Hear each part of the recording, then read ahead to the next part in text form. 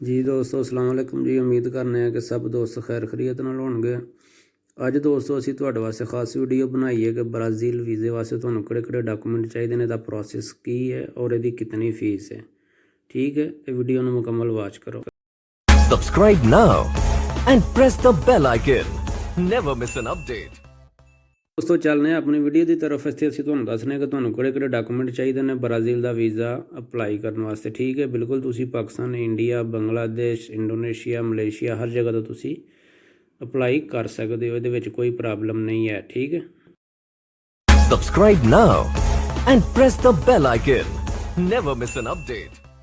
दोस्तों ये तो पासपोर्ट चाहिए, 6 मंथ वैलिड होना चाहिए, ID कार्ड की कापी चाहिए है, बैंक स्टेटमेंट चाहिए है, होटल बुकिंग चाहिए है, रिटर्न टिकट चाहिए है, ट्रैवल इंश्योरेंस चाहिए है, हैल्थ इंश्योरेंस चाहिए है। उस तो बाद तुहानूं स्पोर्ट्स डॉकूमेंट यानी कि उहदे कंपनी का लैटर होएगा, तुहाडी सैलरी स्लिप होएगी। अगर तुहाडे नां ते कोई अपनी कोई जायदाद जमीन वगैरह है तो तुसीं उहदे कागज़ ट्रांसलेशन करवा के नाल ला सकते हो। ठीक है, उस तो बाद अगे चलने कि यदी प्रोसैस टाइम किन्ना वे।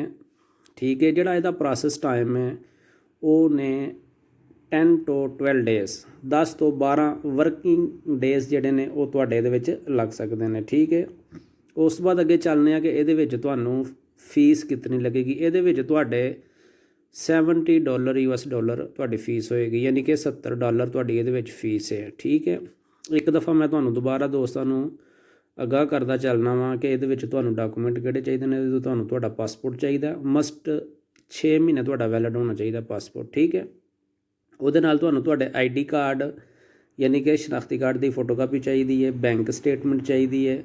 बैंक स्टेटमेंट दे नाल एक कवरिंग लैटर हुंदा, कवरेज लैटर बनता बैंक दे विचों, वो भी तुहानूं नाल चाहिए। ठीक है, उस तो बाद तुहाडी होटल बुकिंग और रिटर्न टिकट। होटल बुकिंग और रिटर्न टिकट जिहड़ी हुंदी है ये उस टाइम कन्फर्म नहीं हुंदी। ठीक है, इनू डमी कहा जाता है, dummy hotel booking, dummy travel ticket.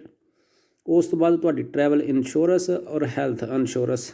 ठीक है, उस तो बाद तुहाडे अपने यानी कि स्पोर्ट्स डॉकूमेंट यानी कि जिहड़े तुहानूं सपोर्ट करदे होण। फॉर एग्जाम्पल विच तुहाडे नां कोई प्रॉपर्टी है, तुसीं उहदी ट्रांसलेशन करवा के वो नाल ला सकदे हो।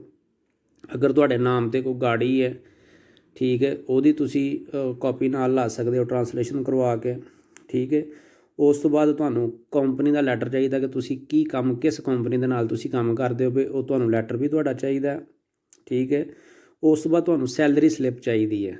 सैलरी स्लिप का मतलब है कि तुहाडी महीने की आमदनी कितनी है। ठीक है, वो तुहानूं स्लिप नाल चाहिए है। उस तो बाद जिहड़ी वीज़ा फीस है वो $70 US है, यानी कि $70 US। ठीक है, उस तो बाद 10 to 12 यानी कि 10 तो 12 दिन तुहाडे वीज़ा प्रोसैस ते लगदे, यानी वर्किंग डेज़ ने जिहड़े सैटरडे संडे कट के हफ्ता तवार कट के तुहाडे जिहड़े 10 दिन तुहाडे लगदे ने वीज़ा प्रोसैस ते। ठीक है, उस बाद तुसीं इहनूं अपलाई किस तरीके दे नाल करना है, तुसीं इहनूं ऑनलाइन अपलाई करना है। ऑनलाइन अपलाई करन तो बाद जिहड़ा तुहाडा ऑनलाइन तुसीं अपना फार्म स्टैंप करदे हो, फोटोकापी निकालदे हो तुसीं उहदी। ठीक है, वो तुहाडे नाल लगेगी, नाल टोटल डॉकूमेंट ला के तुसीं इहदी एक फाइल बनाओगे।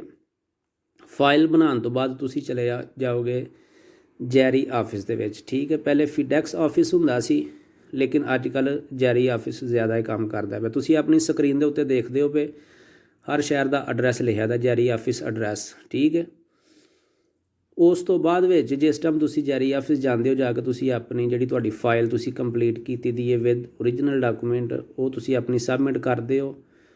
10 to 12 वर्किंग डेज़ दे विच जिहड़ा ना तुहाडा वो आई जांदा वे, तुहाडा रिजल्ट आई जांदा वे। जैरी ऑफिस तुहानूं कॉल करेगा कि ठीक है जी तुहाडा जिहड़ा ना आ गया वे, पासपोर्ट वापस आ गया, लिहाजा तुसीं अपना पासपोर्ट कलैक्ट कर सकते हो।